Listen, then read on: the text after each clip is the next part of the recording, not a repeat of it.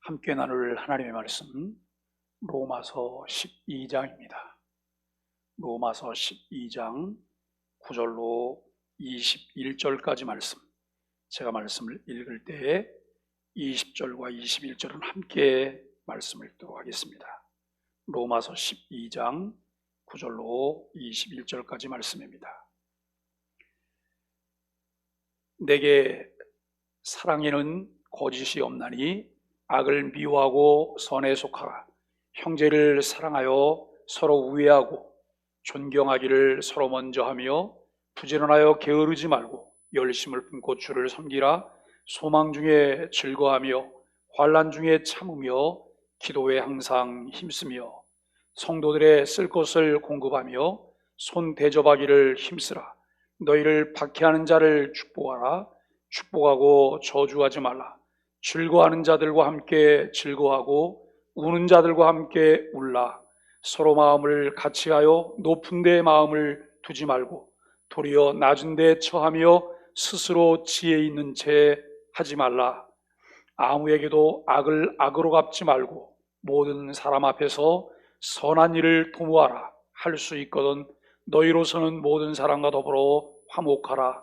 내 사랑하는 자들아, 너희가 친히 원수를 갚지 말고 하나님의 진노하심에 맡기라. 기록되었을 때 원수 갚는 것이 내게 있으니 내가 갚으리라고 주께서 말씀하시리라. 내 원수가 주려거든 먹이고 목마르거든 마시게 하라.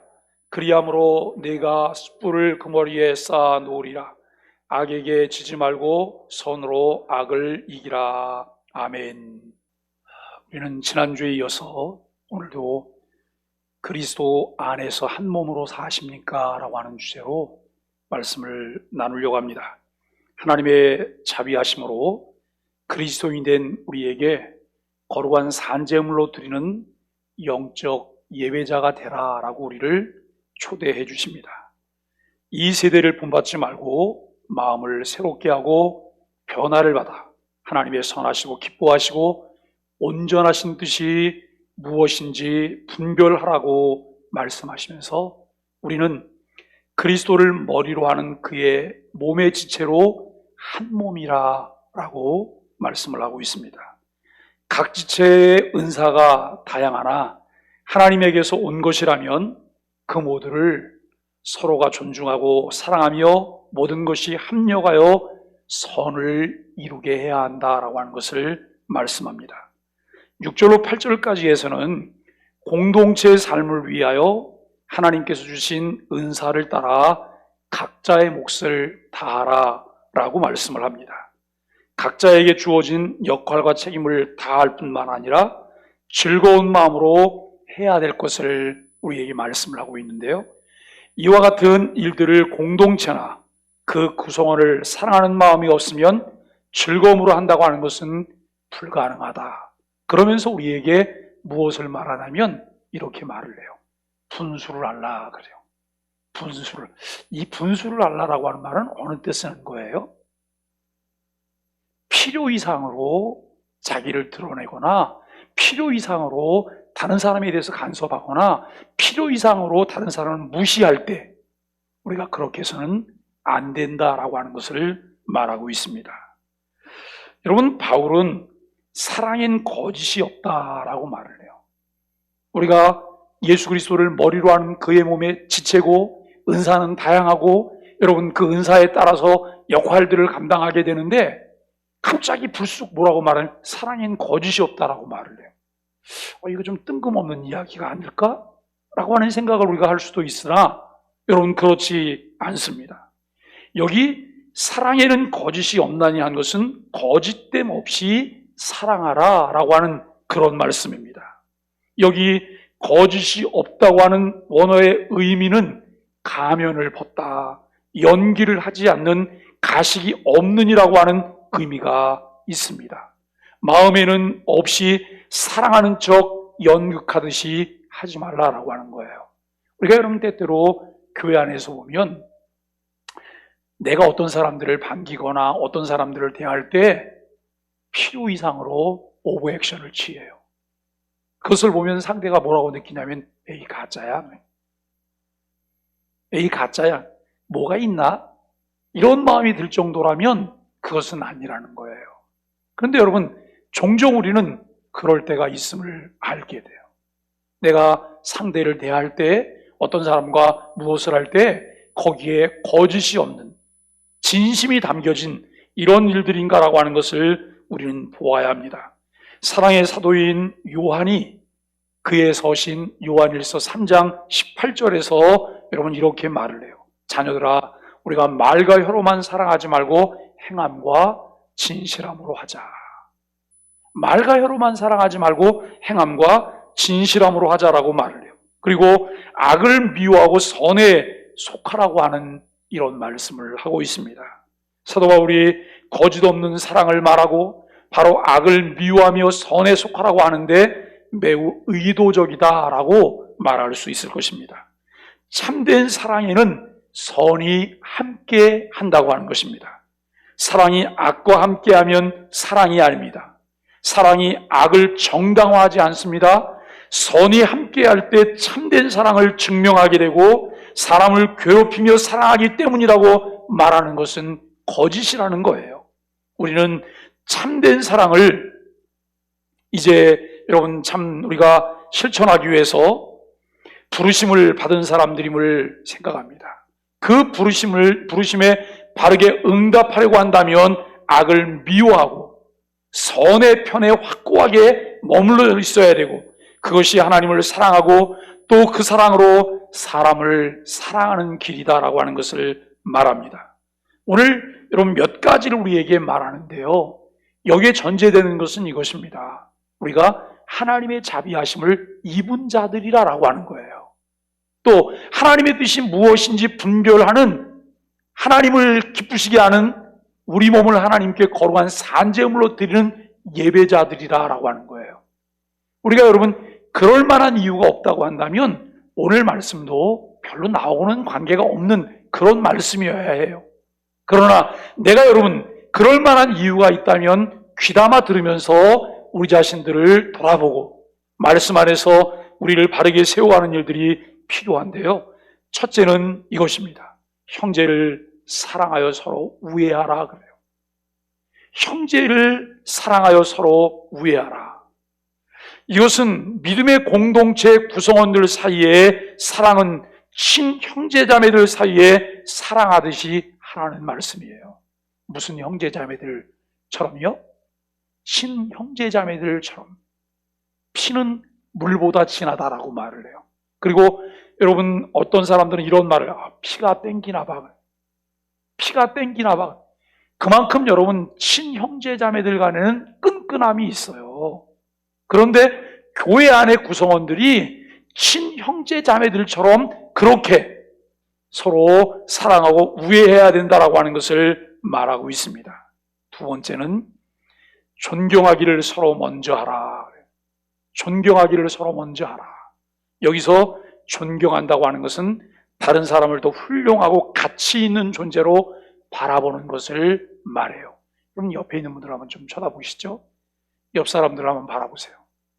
옆 사람들을 바라보시면서 여러분 좀 이렇게 좀 쳐다보시면 좀 아래로 좀 깔아보면서 무시하듯이 이렇게 한번 쳐다보세요. 좀 기분이 어떠신가요? 그리고 또 한번 이렇게 한번 쳐다보실까요? 위아래를 한번 훑어보는 거예요. 이게 뭐야? 기분이 어떠실까요, 상대가? 그게 아니고 사랑을 담아서 좀 그윽한 눈빛으로, 여러분 존경하는 눈빛으로 한번 쳐다보세요. 그때는 좀 어떠실까요? 각기 달라요. 왜냐하면 우리가 감정이 있기 때문에. 내가 감정이 있기 때문에 느낌이 있어요. 우리는 여러분 사람이 이렇게 스치고만 지나가도 뭐라고 말하냐면 싸하네. 싸하네 그래요. 왜요? 느낌이 있기 때문에. 그런데 성경은 우리에게 말하기를 존경하기를 서로 먼저 하라라고 하는 말씀을 하고 있습니다. 다른 이의 장점과 공로를 인정하고 높여줄 줄 아는 것은 사랑을 실천하는 귀한 일이라고 하는 것을 우리에게 말하고 있어요. 세 번째는 부지런하여 게으르지 말고 열심을 품고 주를 섬기라라고 말을 해요. 이 권면도 사랑의 권면의 하나로 여길 수 있을 것입니다. 나의 일이 아니라 남의 일이라 생각할 때는 그 일에 대한 열심이 떨어질 수도 있는 것이 일반적인 경향이라면 그리스도인들에게서는 그렇지 않아야 된다라고 하는 거예요.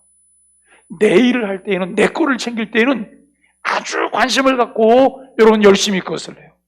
그런데 남의 일을 할 때에는 우리가 그런 자세로 하지 않고 대충 해요. 이것은 그리스도인의 자세가 아니라는 거예요. 우리 그리스도인들이 갖는 기본적인 자세는 내 일, 남의 일이 아니에요. 다 같이 한번 따라해 주세요. 주님의 일. 주님의 일. 내가 여러분 다른 사람들을 대할 때도 다른 사람을 대하는 것이 아니라 누구를 대해요?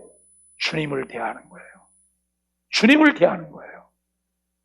여러분 전심으로 마음을 다해서 내가 상대를 대하고 상대를 존중하고 그리고 상대와 함께 삶을 나누게 된다면 그 상대는 기분 나쁘지 않아요. 왜요? 그가 나를 존중해 주기 때문에, 나를 사랑하기 때문에. 그런데 나를 무시하는 것이 느껴지면 그때는 기분이 나빠요. 성경은 우리에게 이와 같은 것들을 말하는데 바울이 로마서를 쓸 당시에는 예수 믿는다고 하는 것이 그다지 쉬운 그런 상황들이 아니었습니다. 스스로 위험한 처지에 놓일 수 있는 그런 상황이에요. 자신의 신변이 안정되지 않은 상태에서 다른 사람들을 사랑으로 섬긴다고 하는 것은 더더욱 어려운 그런 일일 것입니다. 그런 가운데에서도 사랑을 실천할 수 있기 위해서 믿음이 있어야 돼요. 믿음이 있어야지만 사랑을 실천할 수 있어요.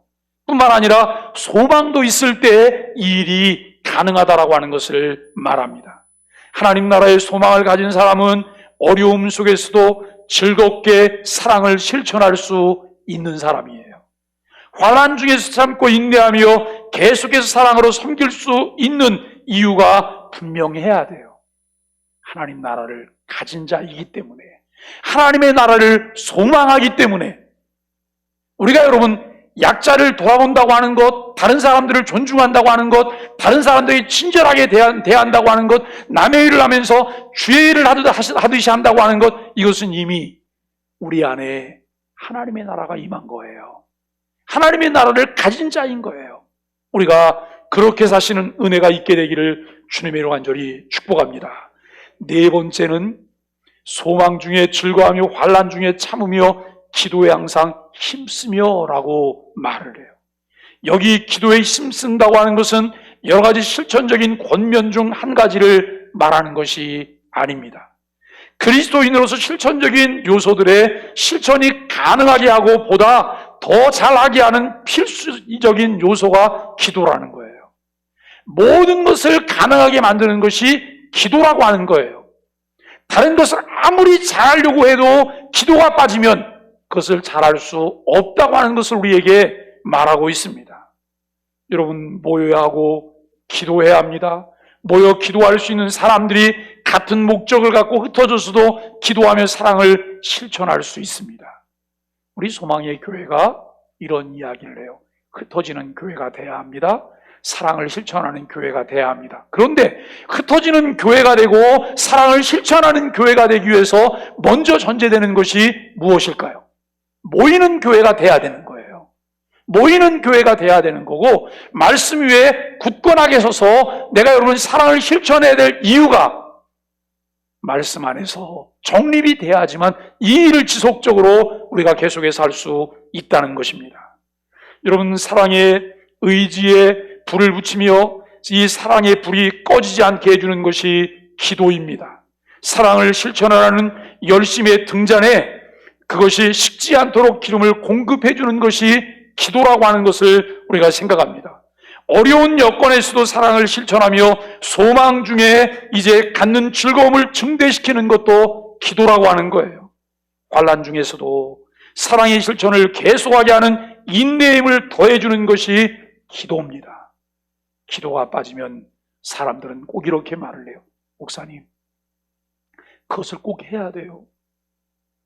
목사님, 우리도 어려운데, 우리도 요즘 살기가 힘든데 꼭 다른 사람을 도와줘야 돼요? 한 가지 여러분 예를 들어서 남북 통일을 꼭 우리가 위해서 기도해야 될까요? 남북 통일을 꼭 해야 되는 거예요? 어떻게 생각하세요? 남북 통일 꼭 해야 되는 건가요? 한국이 분단되고 70년 동안 우리 선조들은 남북 통일을 위해서 기도했어요. 하나님 복음으로 통일되게 해주세요. 기도했어요. 그들이 남이 아닌 우리 형제라고 생각하면서 기도했어요. 그런데 요즘 우리나라 내 이념 대결이 여러분 극심하게 일어나면서 또 다른 목소리들이 많이 나와요. 사랑하는 여러분, 손을 놓을 수 없는 형제예요. 이 분단이 속히 해결되지 않으면 그 고통은 계속해서 가지고 가요. 내 아픔이 아니라고 남의 아픔을 무시해서는 안 돼요. 저는 실향민 가족이에요. 아버지가 황유도 해주 사람이에요. 피난 와서 늘 고향을 그리워하다가 결국 고향을 가보지도 못하고 하나님 나라로 가셨어요. 아직도 고통을 당하는 많은 사람들이 있어요. 지구상의 유일한 분단 국가예요. 여러분, 저 위의 정권은 말도 안 되는 짓들을 매일매일 해요. 이해할 수 없는 일이 늘 많아요. 철부지 같은 어린아이 같은 그런 짓들을 늘 해요. 어떻게 이 문제를 풀어갈 수 있을까? 저 사람들이 철부지고 말도 안 되는 짓을 하니까 우리가 똑같이 응징을 해야 하는 것이 여러분 길일까요? 그것은 길이 아니지요. 나오게 만들어야 돼요. 나오게 만들어야 합니다. 내가 편안하니까 여러분 그 일은 나와 한계가 없다고 생각하시면 안 돼요. 요즘 비가 굉장히 많이 왔어요. 정말 처참할 정도로. 이 경기도 내에서도 여러분 우리하고 앞글자가 똑같은 안자가 들어가는 안성만 해도 어떻습니까? 안성도 완전히 폭탄 맞은 동네처럼 이번에 어려움을 겪게 됐어요. 그런데 그 안성하고 별로 거리가 떨어지지 않은 안산은 어떤가요? 안산은 비 피해가 없는 지역이에요. 배수 시설도 잘 돼 있는 지역이고 비도 그다지 다른 지역에 비해서 많이 오지 않아요. 우리는 편안해요. 나 편안하니까 다른 사람들 어려움에 대해서는 우리가 이런 관심을 안 갖는다면 우리는 정말 어리석은 사람들일 거예요. 사랑하는 여러분, 우리가 내 가족만, 그저 내 친척만, 우리 동네만 생각하는 것이 아니라 지구촌 전체를 품어낼 수 있는 하나님의 사람들이 되기를 주님의 이름으로 간절히 축복합니다. 늘 우리가 어떻게 하면 그와 같은 것을 잘할 수 있을까? 이것을 가능하게 해주는 것이 기도예요. 하나님께 기도하고 기도하는 사람이 될 때 하나님께서는 우리의 그릇을 넓혀주시고 우리의 마음을 넓혀주시고 여러분 우리의 안목을 넓혀주시고 전 세계를 품으면서 갈 수 있는 마음들을 우리에게 주신다고 하는 것을 깨닫게 되어집니다. 어떤 상황에서도 우리는 천천히 꾸준히 계속 그와 같은 일을 감당해야 될 것입니다. 다섯째는 성도들이 쓸 것을 공급하며 손대접하기를 힘쓰라 라고 말을 해요. 이것이 그리스도인의 사랑이에요. 여러분, 성도들의 쓸 것을 공급한다? 이것은 그저 이 성도들의 쓸 것을 공급하면서 서로 사랑을 나누는 거예요. 손대접하기를 힘쓴다라고 하는 것은 내가 여러분 알고 있는 사람의 범위를 벗어날 수도 있어요. 나그네들을 섬기는 일일 수도 있어요. 전혀 관계가 없어 보이는 사람들을 내가 섬기는 일일 수도 있다라고 하는 것을 생각합니다. 그런데 성도들의 쓸 것을 공급하고 손대접하는 것은 의무가 아니라 특권이며 축복의 기회라는 거예요. 의무로만 생각을 한다면 늘 마음이 무겁고 짐이 될 거예요. 그러나 이것은 하나님께서 내게 주신 특권이며 축복의 기회다, 축복의 통로다라고 생각을 한다면 우리는 머뭇거리지 않을 수가 있을 것입니다. 그런 마음을 갖게 하는 것이 뭐냐면 기도예요. 기도할 때 그 마음이 일어날 수 있다는 것입니다. 한몸 신앙 공동체 안에서의 지체들 간의 사랑을 말한 사도 바울이 본문 14절에서 또 모든 사람과의 관계에서 그리스도인들이 실천해야 할 사랑이 무엇인지 권면하고 있어요. 이 말씀은 우리 소망의 교회가 한 단계 더 도약하려면 꼭 마음에 두고 우리가 여러분 실천해야 될 필요한 말씀들이라고 하는 것을 생각해 보게 되어집니다.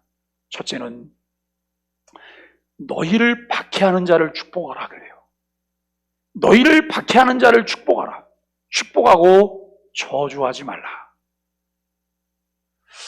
여러분 어떠세요? 요즘 마음이 좀 넉넉하세요? 마음이 좀 훈훈하신가요?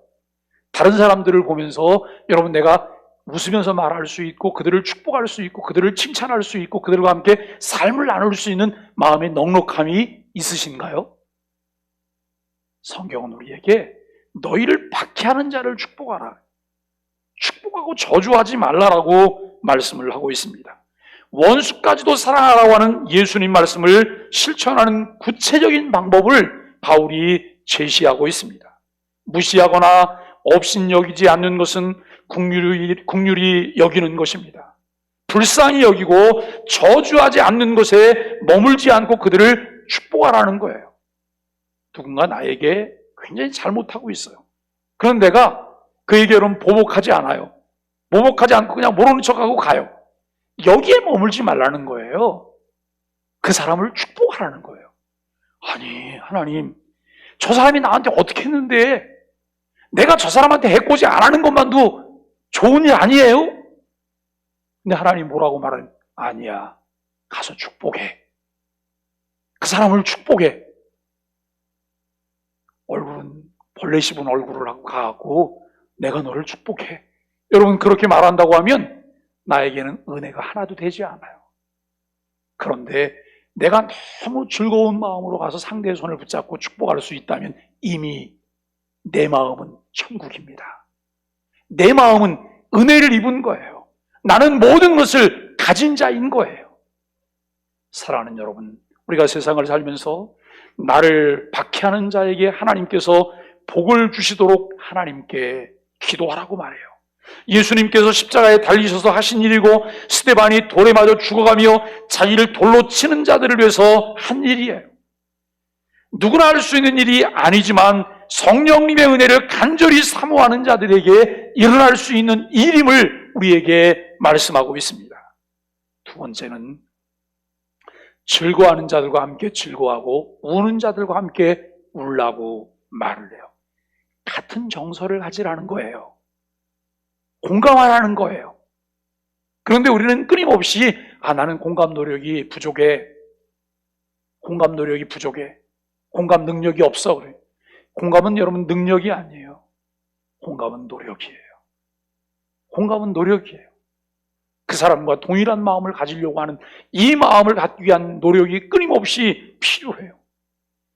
여러분 여기서 사랑하는 이를 향하여 나올 수 있는 자연적인 반응이 이것임을 우리에게 말을 해요. 내가 사랑하고 관계가 있으면 이것이 자연적으로 반응되어지는 거예요. 그런데 아무런 관계가 없다고 하면 이것은 반응도 없어요. 관계가 없으니까요. 사랑하는 사람이 울면 같이 울고 싶고 그가 즐거워하면 즐거워하는 것이 자연스러운 일이에요. 고통당하는 이들을 보면서 함께 같은 마음을 이제 공감하면서 함께 우는 자의 마음을 갖게 된다라고 하는 것이죠. 그러나 즐거워하는 이들을 보는 사람들에게 그 즐거워하는 사람들에 대해서 질투나 시기심이 숨어 있을 수 있어요. 누가 잘 나가요. 일이 잘 돼요. 좋은 일만 있어요. 그래서 그가 여러분 가끔 한 번씩 그 자기가 잘 되는 일을 이야기해요. 근데 여러분 공연히 그런 얘기를 들으면 속에서 심기가 불편해요. 배가 아파요. 함께 즐거워해 주기가 어렵다는 거예요. 함께. 누가 여러분 아픈 일을 당했으면 아픈 일을 당한 것에 대해서 우는 일은 좀 더 쉬워요. 그런데 좋은 일에 함께 기뻐해 주고 축하해 주고 좋아해 주는 것, 이 일이 어렵단 말이에요. 왜요? 남이 어려운 일을 당하면 안 됐거든요. 쌤통이야 이렇게 말은 하지 않지만 여러분 같이 아파할 수는 있어요. 그럼 남이 잘 되는 걸 보면 배가 아파서 이거 수용하기가 어려운 거예요. 그런데 성경은 그렇게 말을 해요. 사랑하는 여러분, 우리 모두가 관계가 있는 한 몸이기를 간절히 바랍니다. 관심이 있는 한 몸이기를 바라고 서로를 돌아보고 사랑하는 한 몸이기를 간절히 바랍니다. 어떤 분들은 그런 말씀을 하시더라고요. 교회를 가는데 제발 교회에서 서로 사랑한다고 인사 좀 하기 안 했으면 좋겠다고. 예? 그냥 가서 그냥 뻘쭘하게 이렇게 예배만 드리고 그냥 집에 그냥 가면 좋은데 자꾸 쳐다보고 인사를 시킨다는 거예요. 그것 좀 안 하면 좋겠대요. 근데 여러분, 그것처럼 우스운 게 어디 있어요? 교회는 왜 오세요 그러면? 나 혼자 하나님 잘 믿고 나 혼자 그냥 잘 되고 가려고 여러분 이기적인 마음으로 교회 오세요? 아니요. 교회는 이기적인 마음들을 무장을 해제시키는 곳이 교회예요. 옆 사람을 보게 하고, 옆 사람을 돌아보게 하고, 그들과 손을 잡게 하고, 그들과 함께 삶을 나누게 하고, 그들과 서로 사랑하게 하는 것, 이것이 여러분 교회의 역할이잖아요. 그런데 제발 좀 그냥 내버려두면 좋겠대요. 내버려둬야지 어떡하겠어요. 그래서 요즘은 교회가 낯선 분이 오시면 가서 아는 척하기도, 아는 척 안 할 수도, 여러분 이게 참 어려운 거예요. 아는 척하면 왜 아는 척하는지 모르겠다고 또 말하고, 아는 척 안 하면 이 교회는 사랑이 없는 것 같다고 말하고, 참 여러분 장단 맞추기가 어려워요. 장단 맞추기가 어렵지만 교회는 적극성을 가지고 늘 노력해야 돼요. 여러분, 즐거워하는 자들과 함께 즐거워하기에는 우는 자들과 함께 울기보다 더 어려운 일일 수 있는데, 사도 바울은 공동체 안에서 즐겁고 기뻐할 만한 일이 있을 때에 함께 기뻐하라고 말을 해요. 세 번째는 함께 읽어보실까요? 시작.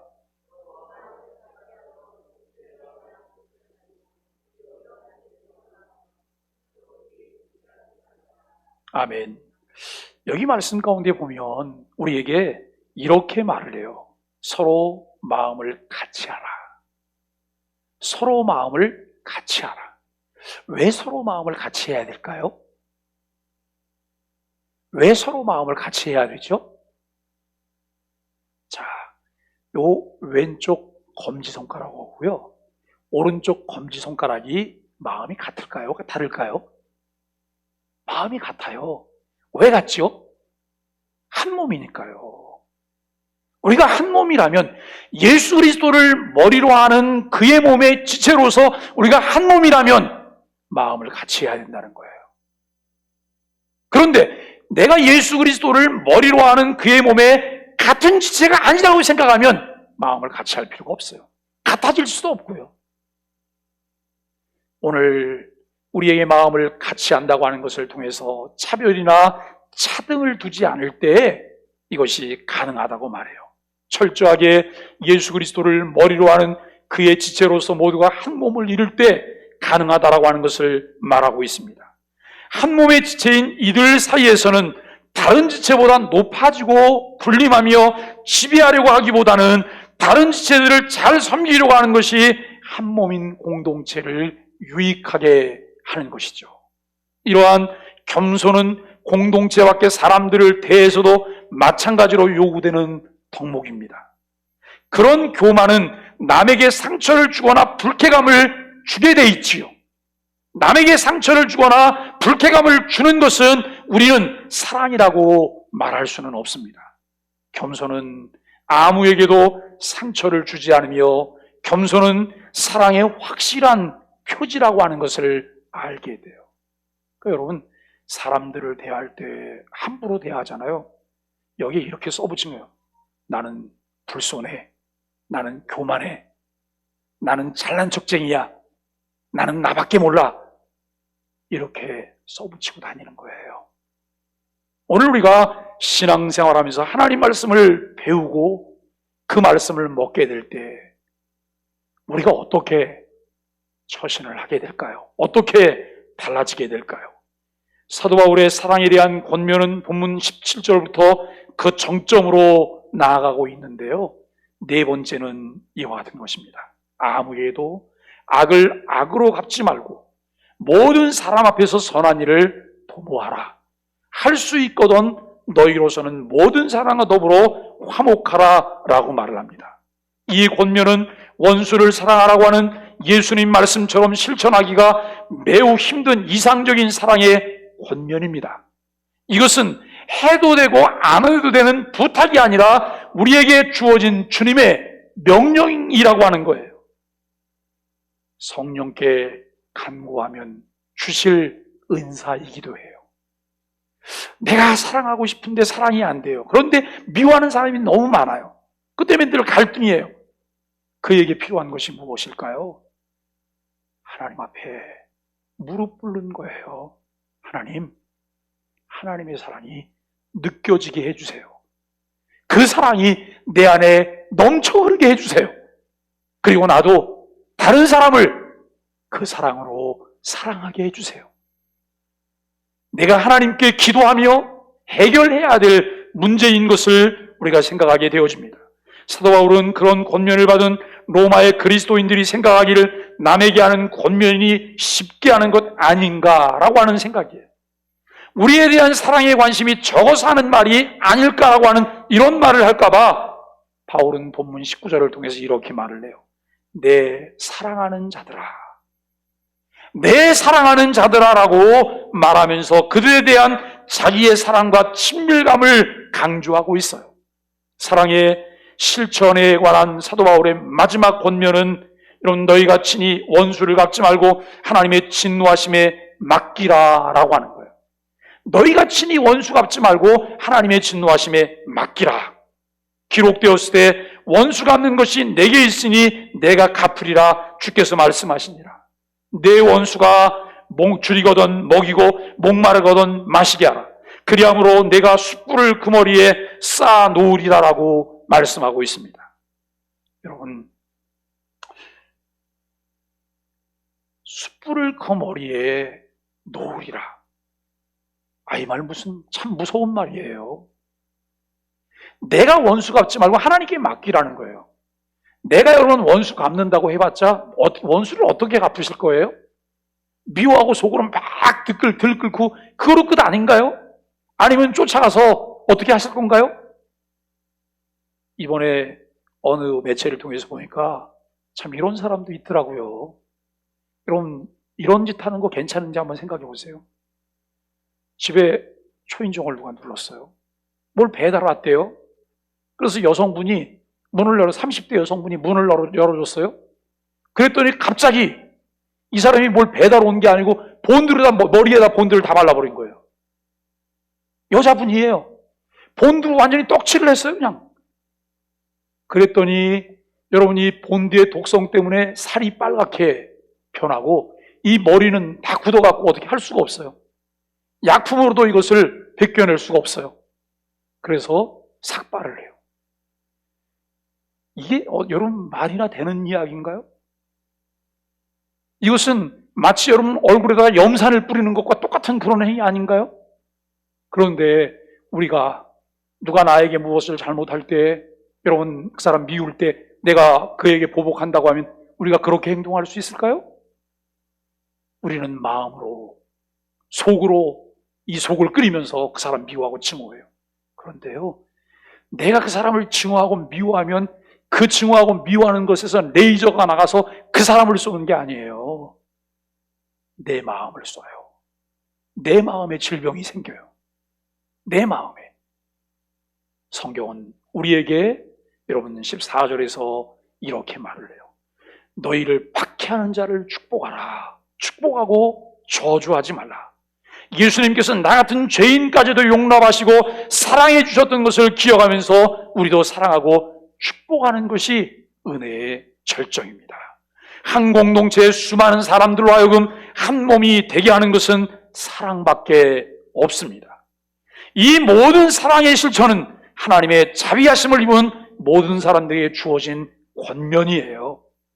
그 권면대로 실천하는 것이 우리 자신을 하나님이 기뻐하시는 거룩한 산제물로 드리는 것이며, 그것이 우리가 드릴 영적 예배고, 그것을 실천할 때 우리는 영적 예배자가 될 수 있는 것이죠. 그것이 이 세대를 본받지 않는 일입니다. 그것이 마음을 새롭게 하는 일입니다. 그것이 우리에게 일어나야 하고 일어나야 할 참 변화입니다. 그것이 하나님의 선하시고 기뻐하시고 온전하신 뜻인 것을 우리가 깨닫게 됩니다. 그의 뜻에 따라 살려는 간절한 열망이 우리에게 있습니까? 아, 내가 그렇게 살아야 되겠지. 내가 그렇게 살고 싶어. 하나님, 나 좀 그렇게 살게 해주세요. 하나님, 나 이제부터 기도할게요. 하나님, 이렇게 나를 좀 도와주세요. 이런 열망들이 우리에게 일어나고 있는지, 하나님의 자비를 힘입고 은혜를 깨달은 자로 지금 이 자리에서 예배하며 말씀을 나누고 있다면 우리는 예수 그리스도를 머리로 아는 그의 몸의 지체로 한 몸이라고 하는 것이죠. 한 지체임을 확인하는 모임들이 필요해요. 그래서 여러분, 이번 8월 17일 날 월요일이 임시공휴일이에요. 이 임시공휴일인 월요일 날 직분자들을 중심으로 해서 1일 모임을 교회가 계획하고 있어요. 서해안 쪽에 작년에 갔었던 달산포 해변을 가려고 합니다. 거기 사람도 없어요. 아주 좋은 곳이에요. 모든 직분자들은 의무적으로, 제가 우리 교회 와서 아마 의무적으로라고 하는 말은 아마 처음 사용하는 것 같아요. 모든 직분자들은 의무적으로, 의무 속에는 뭐가 강제가 포함되는 거예요. 직분자가 아닌 분들은 자율적으로. 아마 여러분들이 오늘 별지 보면 별지에 뭐가 하나 꽂혀 있지 않으세요? 별지에 참가 신청서도 있을 거예요.